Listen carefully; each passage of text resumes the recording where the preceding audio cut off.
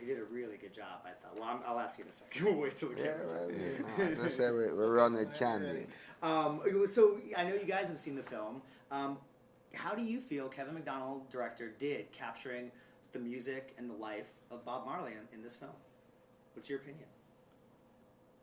Well, I worked with Kevin on it as a consultant and been interviewed a lot in it. I think what he set out to achieve was to get the humanity, the human side of Bob Marley, and expose it to the world. And everybody knew him as a messenger, the prophet, but who was this man?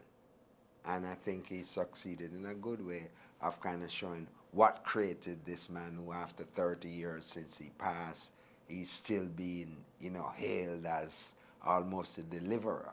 Even right now in the Arab Spring with all those uprisings, Bob Marley music is still motivating people. Get up, stand up for your rights. So Kevin's quest was to, why Bob, how Bob, who Bob? How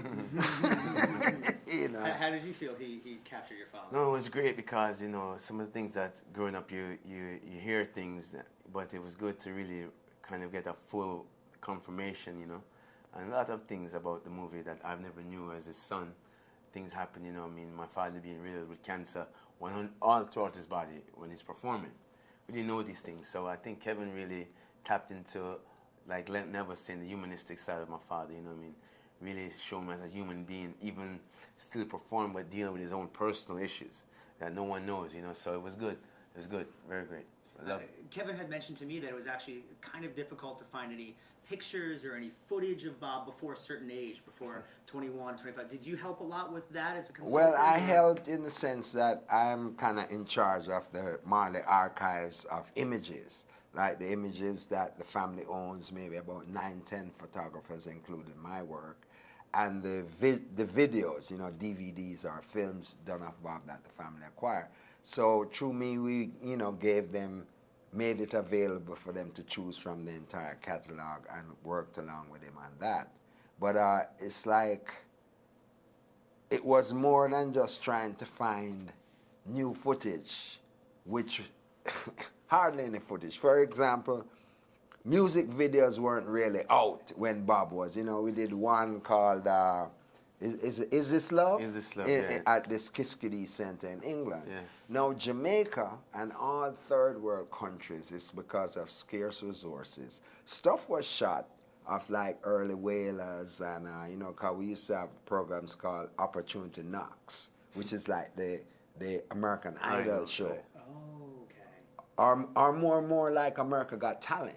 Because it's not just singers. You could come with your bicycle and handstand and thing, and all you were determined the winner was who got the greatest applause from the crowd. Just like people texting now.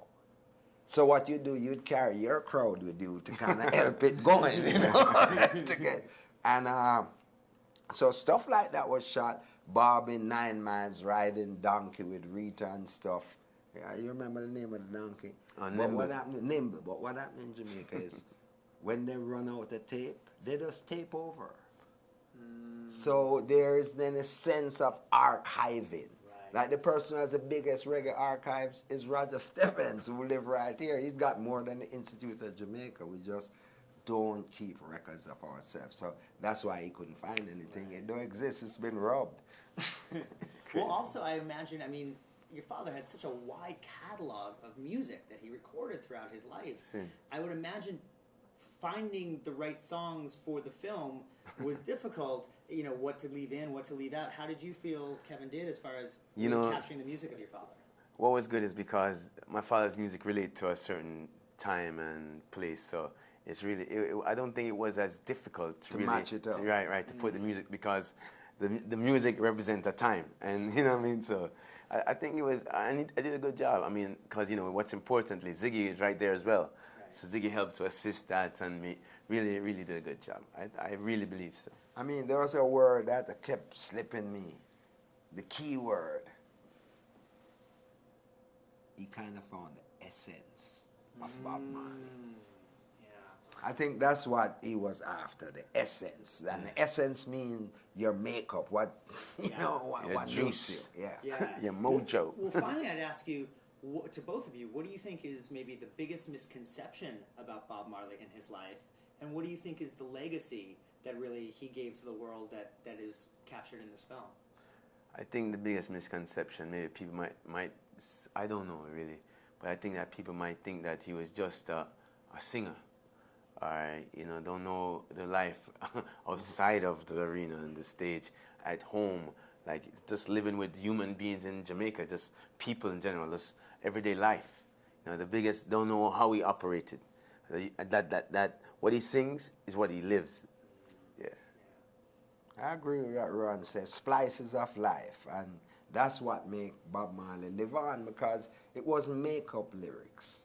It was lyrics from either what he experienced personally or people around him who tell him stories, because Bob liked to hear stories. So you don't want you just come and just look at me, like, what's going on, what's happening in your neighborhood? Yeah. And then he would be able to take that and put it into a song to uplift people, and that's why it's relevant now, because everything basically remains the same. There's still oppression, there's still injustice.